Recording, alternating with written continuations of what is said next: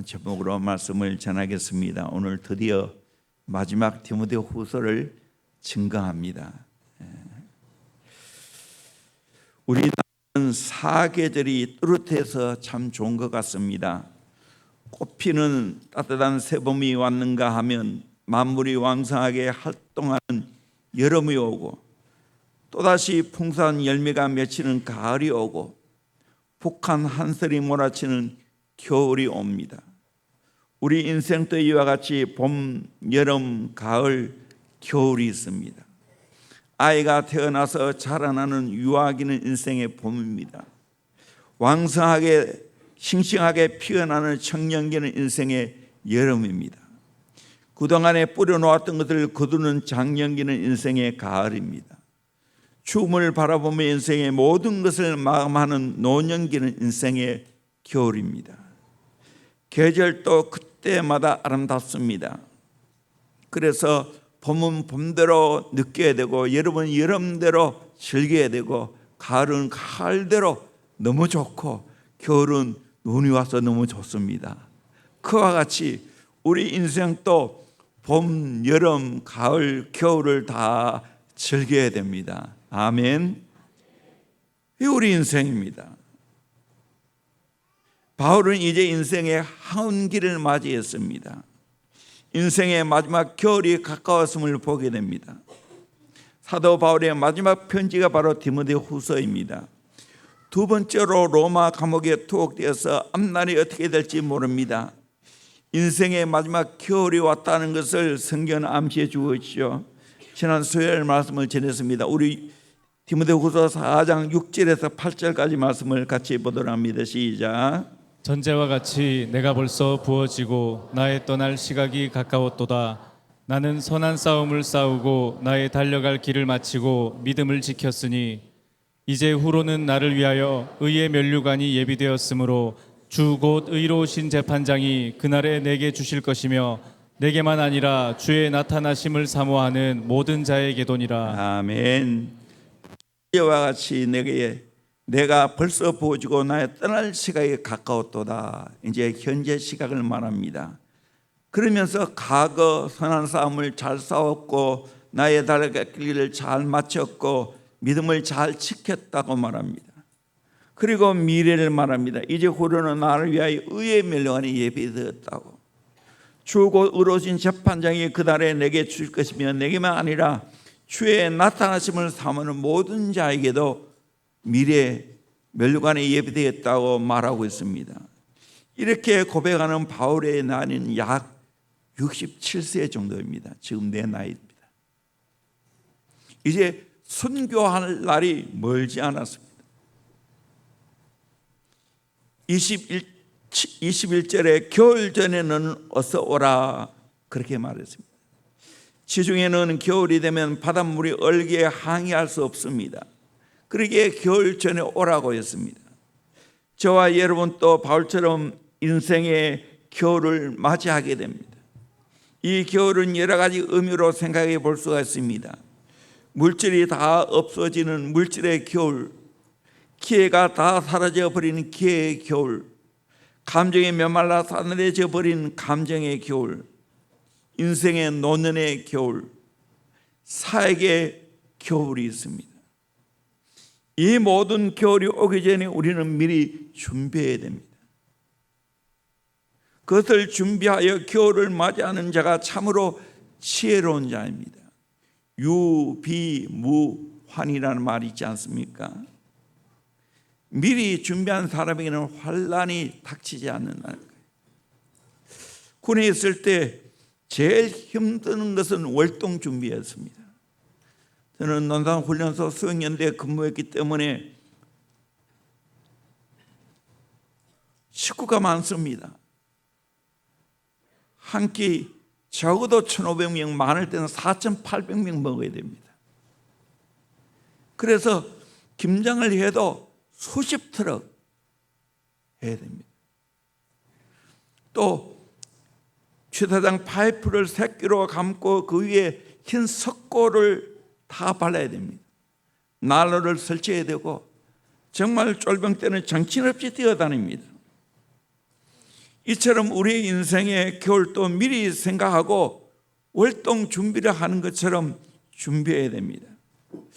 전도서 12장은 인생의 겨울이 어떠하다는 것을 우리에게 은유적으로 잘 표현해 주고 있습니다. 전도서 12장 1절에 너는 청년의 때에 너의 창조주를 기억하라. 곧 공고한 날이 이르기 전에 아무 낙이 없다고 할 해들이 가깝기 전에 해와 빛과 달과 별들을 어둡기 전에 비대의 구름이 다시 일어나기 전에 그리하랴. 전에 겨울이 오기 전에, 인생의 마지막이 오기 전에 청년의 때 창조주 하나님을 잘 기억해야 된다라고 말하고 있습니다. 그러면서 우리 인생의 겨울, 노년의 시기가 어떠함을 우리에게 말해줍니다. 3절 보면 그런 날에는 집을 지키는 자들이 떨 것이며 힘 있는 자들이 구부러질 것이며 맷돌질하는 자들이 으로 그칠 것이며 창들로 내다보는 자가 어두워질 것이며 띄워놓으세요. 집을 지키는 자들이 떨 것이며 늙어지면 다리가 떨리는 것을 말합니다. 힘 있는 자들이 구부러질 것이며 허리가 굽어지는 걸 말합니다. 맷돌질하는 자들이 적음으로 그칠 것이며 치아가 빠져 이빨로 맷돌질하는 것이 거의 불가능해진다는 겁니다. 창들로 내다보는 자가 어두워질 것이며 눈이 나빠서 잘 안 보인다는 겁니다. 우리 4절 같이 읽어보도록 합니다. 시작. 길거리 문들이 닫혀질 것이며 맷돌 소리가 적어질 것이며 새의 소리로 말미암아 일어날 것이며 음악하는 여자들은 다 쇠하여질 것이며. 띄워놓으세요. 길거리 문들이 닫혀질 것이며 눈, 코, 입, 귀의 활동이 약해진다는 거예요. 늙어지면 구멍마다 말썽이라는 말이 옳습니다. 맷돌 소리가 적어질 것이며 귀가 잘 안 들린다는 거예요. 새 소리로 말하면 일어날 것이며 늙어지면 밤잠이 없어집니다. 새 소리에도 잠을 깹니다. 음악하는 여자들은 쇠해질 것이며 음성이 변해서 늙은이의 깨진 음성이 나옵니다. 5절 말씀 같이 읽겠습니다. 시작. 또한 그런 자들은 높은 곳을 두려워할 것이며 길에서는 놀랄 것이며 살구나무가 꽃이 필 것이며 메뚜기도 짐이 될 것이며 정욕이 그치리니 이는 사람이 자기의 영원한 집으로 돌아가고 조문객들이 거리로 왕래하게 됨이니라. 늙어지면 높은 곳을 두려워합니다. 못 올라갑니다. 저도 다람쥐처럼 잘 올라갔는데 지금 못 올라갑니다. 두렵습니다.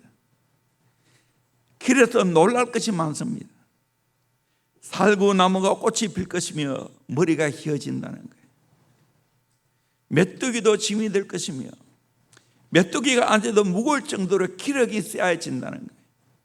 정욕이 그치리니 내 육의 욕망이 그쳐진다는 거예요. 사라진다는 거예요.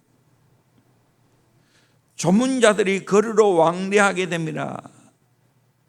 옛날 이스라엘은 직업적인 울음꾼이 있었습니다. 사람이 죽으면 그 집에 가서 대신 울어주고 돈을 받는 사람입니다. 내 죽음이 가까워지면 사람들이 집 앞에 직업적인 울음꾼들이 왔다 갔다 합니다. 그래서 죽자마자 그들이 뛰어와서 울어주고 돈을 받는다는 거예요. 6절에 보면 같이 읽겠습니다. 시작. 은줄이 풀리고 금그릇이 깨지고 항아리가 샘 곁에서 깨지고 바퀴가 우물 위에서 깨지고.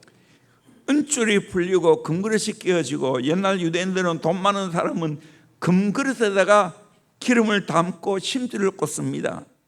또 그 그릇에 은줄을 달아서 상대레처럼 천장에 매달아 놓고 어둠을 밝힙니다. 근데 죽음이 오면 그렇게 사치스러운 것도 아무것도 아니라는 거예요. 언젠가 인생의 은줄이 풀릴 때가 오고 금그릇이 깨어질 때가 온다는 거예요. 생명의 빛이 꺼져버린다는 겁니다. 항아리가 삼겹대에 깨어지고 바퀴가 우물 위에서 깨어지고, 우물 위에 바퀴를 달지 않습니까? 도리에 줄을 달아서 항아리를 며 우물 아래 내려다보면서 샘물을 퍼올립니다. 그런데 언젠가 인생의 항아리가 섬 곁에서 깨어질 날이 온다는 거예요. 인생의 수레바퀴가 꿈을 위해서 깨어질 그 날이 온다는 거예요. 그때가 되면 심장의 박동이 멈춘다는 거예요. 계속해서 끊이지 않고 돌던 피의 순환도 이제는 멈춘다는 겁니다. 이런 때가 온다는 것을 우리가 알아야 됩니다. 7절에 흙은 여전히 땅으로 돌아가고 영은 그것을 주시는 하나님께로 돌아가기 전에 기억하라. 우리 인간의 육체는 흙으로 빚어졌기 때문에 흙으로 돌아갑니다. 그러나 영은 하나님께로 돌아갑니다. 이 우리 인생입니다. 8절에 전도자가 이르되 헛되고 헛되도다. 모든 것이 헛되도다. 인생 지나가 보면 정말 헛된 인생입니다. 아웅다웅 살아보려고 애를 쓰는 것, 세월이 흐르고 늙어지면 다 헛되는 겁니다. 헛된 세상에서 우리는 의미 있게 살아야 됩니다. 복되게 살아야 됩니다. 잘 살아야 됩니다. 어느 목사님이 이런 간증하셨습니다. 어느 교회 한 근사님의 친정 부친 되는 장로님이 장례를 치르게 됐는데 가까운 도시에 있었습니다. 그 장로님이 생전에 목사님에게 큰 관심과 사랑을 베푸셨기에 아무리 바쁘지만 장로님 장례식에 참석해야 도를 것 같아서 참석합니다. 그리고 홀로 되신 근사님의 손도 한번 잡아드리고 싶어서 열례를 젖혀놓고 장례식에 참석했는데 깜짝 놀랐습니다. 일반적으로 목사님 장례식은 교회장으로 해도 장로님의 장례식은 대부분 가정에서 하는데 이 장로님의 장례식은 교회장으로 했습니다. 얼마나 많은 사람들이 모였는지 주일 예배를 드릴 때처럼 사람들이 꽉 찼습니다. 그리고 교회 성가대 자리가 성가대원으로 가득 찼습니다. 조사하는 장로님이 우리의 신앙의 선배, 우리의 신앙의 모델이신 장로님이 먼저 가졌습니다. 일생 교회를 섬기고 우리의 모범이 되신 장로님인데 먼저 가졌다고 애석했습니다. 그 장로님이 건축위원장을 맡으셨을 때 하루도 어김없이 지각도 하지 않고 출퇴근을 하시면서 교회를 돌보시고 헌신했다는 겁니다. 그런 귀한 장로님이 먼저 가셨다고 애도했습니다.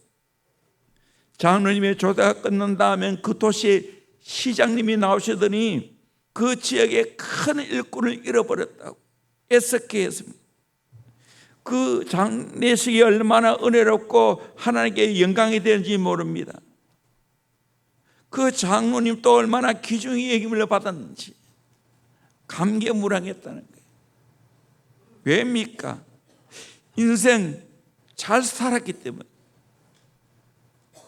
인생의 겨울이 오기 전에 우리는 잘 준비해야 됩니다. 그러면 우리 인생 겨울이 오기 전에 우리가 뭘 해야 됩니까?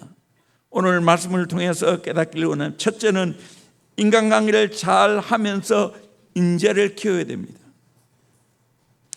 바울의 인생 겨울의 모습을 디모데후서 4장에는 너무나 잘 나타내 주고 있습니다.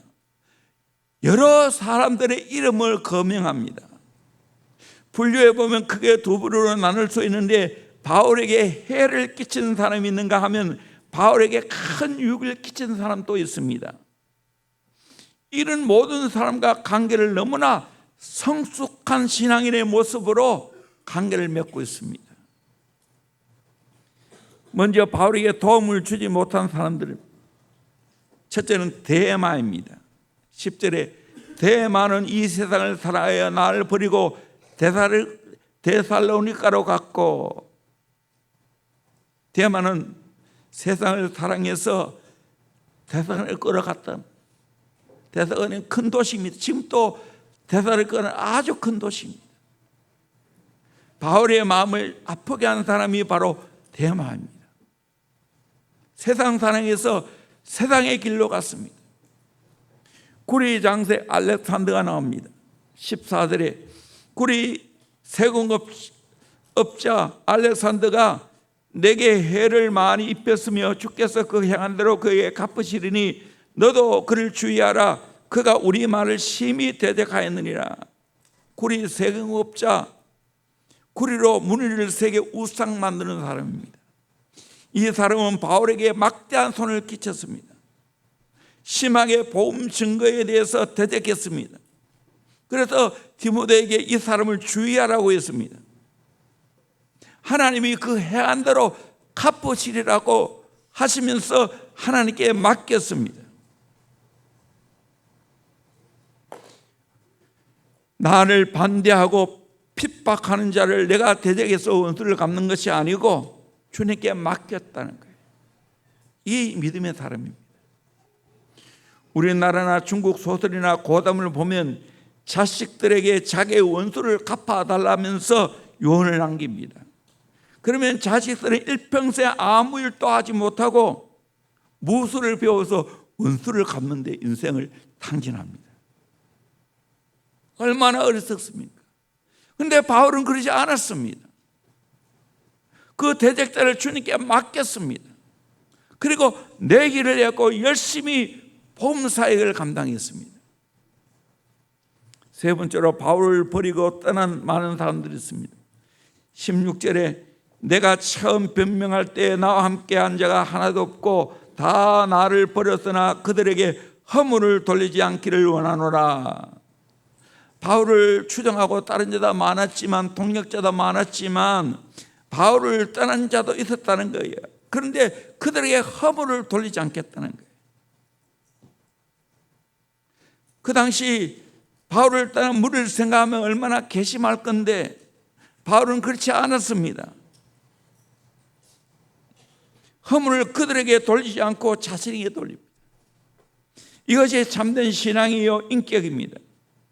원수를 맺고 남에게 탓을 돌리고 환경에 탓을 돌리면 안 되는 겁니다. 부질없는 겁니다. 천주교에서 하는 것이 내 탓이요 하는 내 탓이요. 그리고 내 자신을 성찰하고 늘 하나님 앞에 회개해야 된다는 거예요. 인생을 살아가다 보면 항상 나를 좋아하고 추종하는 사람만 있는 게 아닙니다. 나를 버리고 떠나간 자도 있습니다. 그때 탓을 남에게 돌리지 않고 내게 돌리겠다는 거예요. 네 번째로 자기 일 때문에 떠난 사람도 있습니다. 그레스게는 갈라디아로 4장 10절에 디도는 달마디아로 갔고 각자 자기 일 때문에 떠났습니다. 바울은 마지막 사경에 너무나 외로웠습니다. 이제 크게 두 번째로 바울과 함께한 사람이 있습니다. 떠나지 않고 같이 동역한 사람이 있습니다. 첫째는 누가입니다. 누가만 나와 함께 있느니라 11절에 말했습니다. 누가 의사 아니겠어요? 병약한 바울을 도와 힘있게 일할 수 있도록 해주었습니다. 정말 바울과 생을 같이 하는 사람이 바로 누가입니다. 누가 복음을 쓴 저자 아니겠어요? 얼마나 상세하게 인간에 대해서 잘 알고 기록했습니다. 두 번째로 마가입니다. 11절 하반절에 내가 올 때 마가를 데리고 오라. 그가 나의 일에 유익하니라. 1차 전도여행 때 밤밀리아에서 도중하차한 사람이 마가입니다. 마가 때문에 바울은 바나바와 심하게 다투고 2차 전도여행 때 따라 휘어져 전도여행을 떠났습니다. 그런 마가 요한을 다시 나의 일에 유익하니 데리고 오라고 했습니다. 마가를 격려하고 마가와 함께 하회하기 위해서 동역하기 위해서 마가를 데리고 오라고 했습니다. 내 인생 나이가 들면 원수를 맺는 게 아니라 화해해야 됩니다. 제일 가슴이 아픈 것은 마지막 숨을 거두면서도 한을 품고 사랑해야 할 사람을 보기도 싫어하는 경우입니다. 안타깝죠. 심지어는 부모 장례식에 참석도 하지 않은 자녀들을 봅니다. 세 번째로 디모데입니다. 사랑하는 아들 디모데입니다. 인생 마지막 겨울에 자기의 모든 것을 부탁할 수 있는 대상이 바로 디모데입니다. 우리의 인생 마지막 겨울 때 나의 모든 것을 부탁할 수 있는 믿음의 아들이 나에게 있다면 얼마나 좋겠습니까? 그런 믿음의 아들을 우리가 키워야 되지 않겠습니까? 로마에 가면 바울의 무덤이 있죠. 그 무덤에 바울의 시신을 모신 간이 있고 그 간 밑에 디모데의 간이 있다고 합니다. 정확한 고증은 제가 살펴보지 못했습니다. 디모데가 바울에게 얼마나 철저한 믿음의 아들이었는가를 말해줄 수 있습니다. 여러분은 이런 인생의 겨울 때 디모데와 같은 믿음의 아들을 양육했습니까? 내 인생의 겨울 때 믿음의 아들의 역할을 감당하는 다음 세대가 있습니까? 우리 대형교회 앞으로 더 좋은 사람 많이 교제하고 또 함께 더불어서 다음 세대를 키워야 될 줄로 믿습니다. 다음 세대 디모데를 키워야 될 줄로 믿습니다. 신앙인으로 키워야 될 줄로 믿습니다. 아멘. 얼마나 보기 좋아요. 다음 세대 디모데들. 할렐루야. 우리 박수로 한번 격려합시다.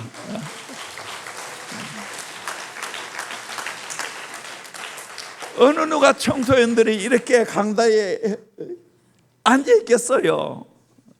대형교회만 그런 거예요. 금요일날 수요일날 어떻게 누가 나오겠어요? 공부하는 학생들이. 그러나 공부도 중요하지만 더 중요한 것은 신앙입니다. 예수를 만나야 되죠. 아멘. 저는 꿈을 꿉니다. 앞으로 저희 상으로 좋은 목회자가 많이 나와야 될 줄로 믿습니다. 훌륭한 선교사도 나와야 될 줄로 믿습니다. 훌륭한 평신도도 나와야 될 줄로 믿습니다. 평신도 리더가 많이 나와야 될 줄로 믿습니다. 그들이 목장 사역도 하고 그리고 다음 세대 교사 사역도 하고 이렇게 대형교회가 수많은 다음 세대 인재를 키워야 되는 거예요. 디모데를 키워야 하는 거예요. 인생의 겨울이 오기 전에 이 사역을 감당해야 될 줄로 믿습니다. 저도 인생의 겨울이 점점 더 오고 있지 않습니까? 더 짙어지고 있지 않습니까? 이때 내가 해야 할 다음 세대를 잘 키우는 것입니다. 두 번째로 겉옷이 필요합니다. 디모데후서 4장 13절에 내가 올 때 들어와 가보의 집에 둔 겉옷을 가지고 오고,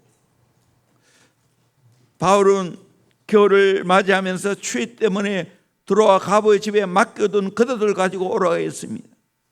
로마 감옥은 지금 또 남아있는데 지난번 성지순례 때 로마에 갔었지요. 시야에 있게 햇볕이 들어오지 않습니다. 창문도 없습니다. 온기라고는 찾아볼 수 없는 지하 석실에 모진 겨울을 맞이하기 위해 겉옷이 필요하니까 그 겉옷을 가지고 오라고 했습니다. 인생의 겨울에 입어야 할 옷이 필요하지요. 의식주가 필요하지요.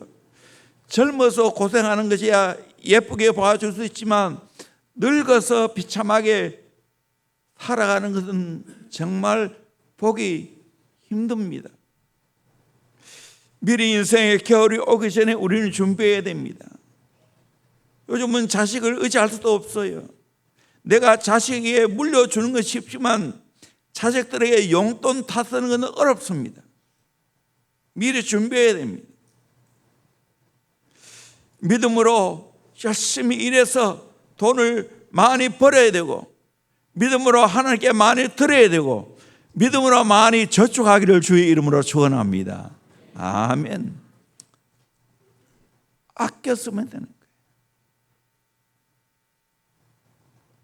되더라고요. 나는 쓰는 건 정말이에요. 전도사 시절이나 지금 시절이나 똑같아요. 쓸 시간도 없고 쓸 마음도 없고 내가 사역을 위해서 일하지 사용하지. 그러니까 늘 돈은 남아 돌아요. 이렇게 말하면 저를 시기하는 사람이 있을 것 같은데 정말이에요. 저와 제 사람이 알뜰살뜰 살아왔기 때문이에요. 헛된 데 돈이 안 들어가기 때문에. 대형교도 마찬가지예요. 알뜰살뜰 잘 살아왔기에 미래를 준비할 수 있는 거예요. 대형교회 빛이 없어요. 할렐루야. 얼마나 행복한지 모릅니다. 다 짐을 지고 살았는데 100억이 넘는 돈도 빚을 졌게 돼 있는데 지금부터 알뜰살뜰해야 되지. 펑펑 쓰면 되겠습니까?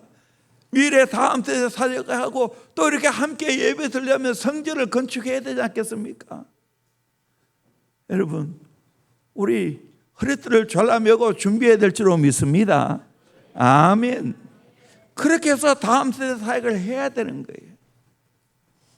교회에 할 일이 많은 거예요. 또 잘 키워서 선교 사역 하려면 돈이 얼마나 많이 들겠어요. 교회가 부흥 안 되고는 이 사역을 감당할 길이 없어요. 그런데 감사한 것은 이렇게 예배 열심히 모이고 열심히 기도하는 교회가 오늘 없어요. 이 준비하는 거예요. 미래를 준비하는 거예요. 여기서 인재가 자라나는 거예요. 대형교회 다 미래를 내다보고 준비하는 거예요. 각자 가정에도 미래를 내다보고 준비해야 되는 거예요.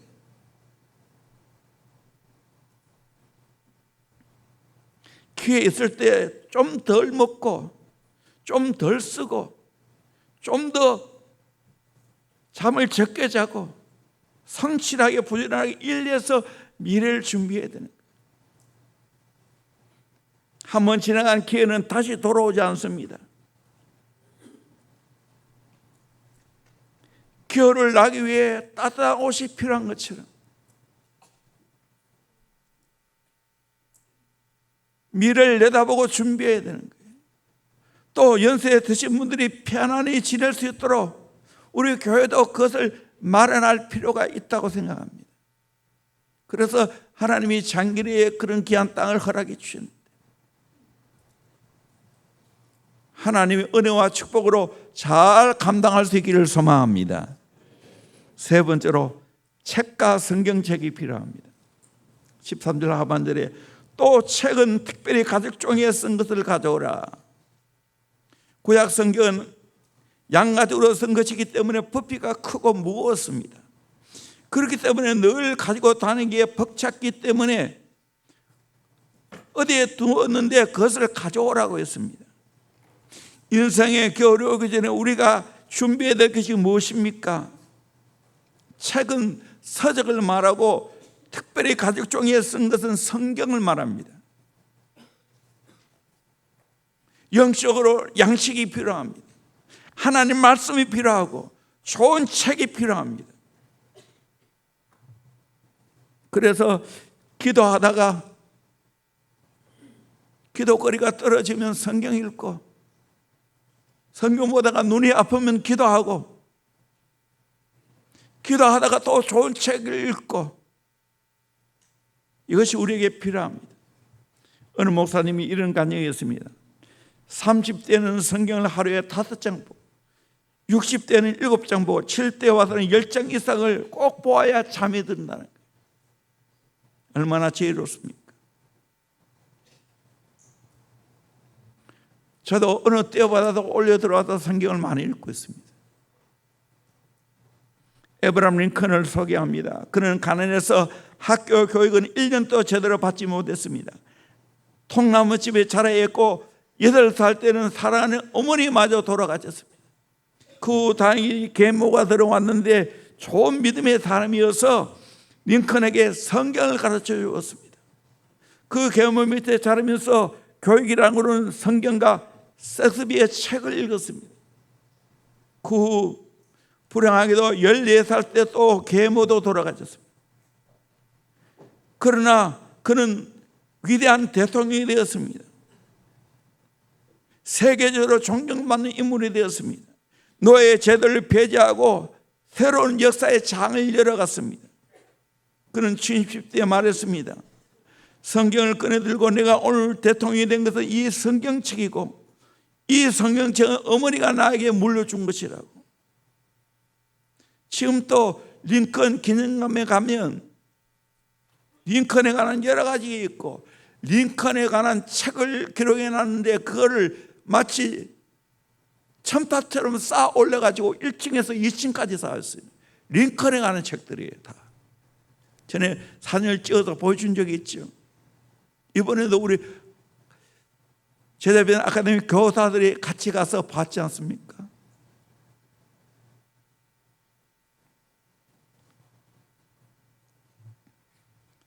미국의 히튼 칼리지에 가면 빌그람 센터가 있다고 합니다. 이 센터에 17세기 초부터 빌그람이 이르기까지 역대 부흥사들이 기록되었습니다. 18세기 초 1차 대각성 운동의 조나단 에드워드, 19세기 2차 대각성 운동의 찰스 피니, 디엘 무디, 프로야구 선수 출신의 빌리 선데이, 그들의 설교를 육성으로 들을 수가 있는데 공통점이 있다는 겁니다. 이들 모두는 순수하게 말씀에 붙잡힌 삶을 살아갔습니다. 오늘 또 저희들이 하나님의 말씀에 붙잡혀 살아가며 하나님 앞에 귀하게 쓰임받게 될 줄로 믿습니다. 아멘. 여러분, 성경책을 보기를 주의 이름으로 축원합니다. 좋은 책을 보기를 주의 이름으로 축원합니다. 아멘. 제가 성주하고 목요일마다 또 목요일 못하면 금요일마다 약 2시간 기독교가 강요해가지고 같이 읽습니다. 내보다 훨씬 더 잘 읽어요. 때로는 내 읽는 것이 답답했는지 내가 읽을게요 하고 열심히 읽어대고 있습니다. 어릴 때부터 진리의 말씀을 심어준다는 게 얼마나 감사한 일이에요.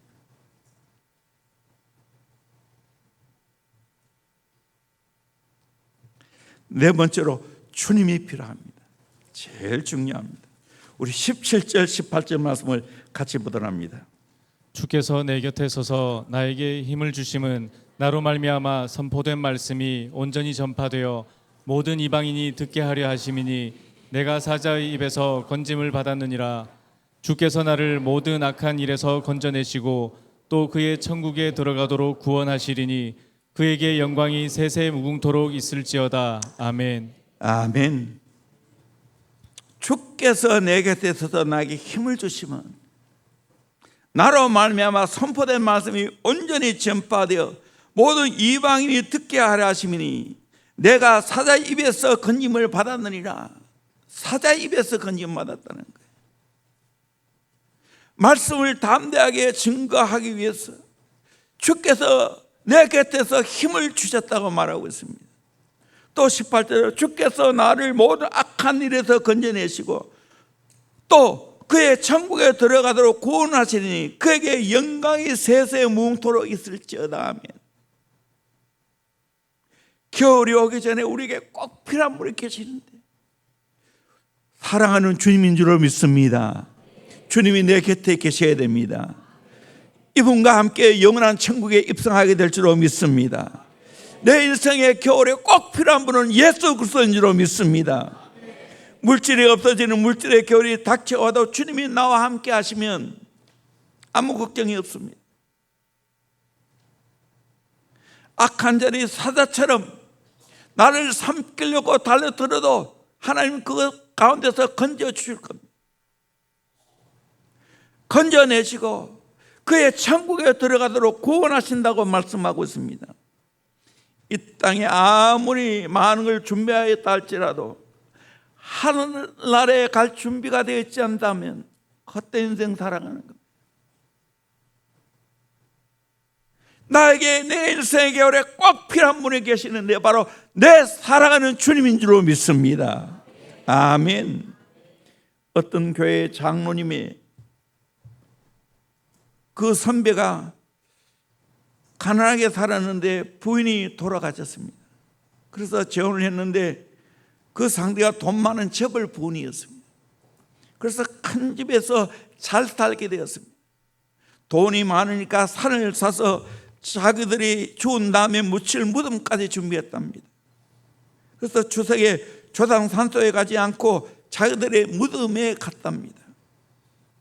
정점 싸가지고 가서 내가 죽으면 나는 여기에 들어가고 당신은 여기에 들어가고 이런저런 이야기를 주고받았습니다.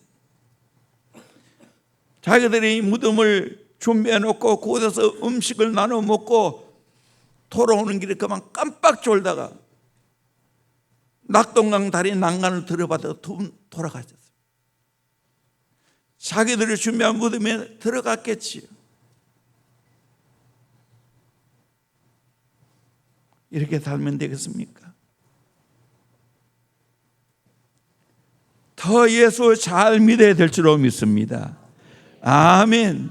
예수님이 내 곁에 계셔야 됩니다. 예수님과 동행해야 됩니다. 아멘. 그것밖에 남는 게 없어요. 이 땅에 남는 게 아무것도 없어요. 어떤 목사님 쓰신 글을 읽다가 참 재미있는 글을 읽었습니다. 목사와 거지의 공통점이 있다는 거예요. 주는 대로 잘 먹는다. 오라는 데는 없어도 갈 데는 많다. 출퇴근 시간이 일정하지 않다. 입만 가지고 산다. 되기는 힘드는데 한 번 하면 끝까지 한다. 늘 손에 어떤 것을 들고 다닌다. 거지는 깡통을 들고 다니고 목사는 성경을 들고 다닙니다. 저는 이 글을 읽다가 이런 생각했습니다. 목사가 비전이 없고 사명이 없으면 거지와 다를 바가 없다. 목사만 그렇겠습니까? 우리 모두가 똑같습니다.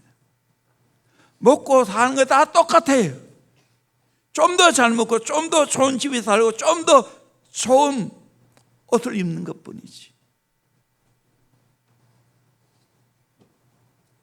어떻게 해야 되겠어요?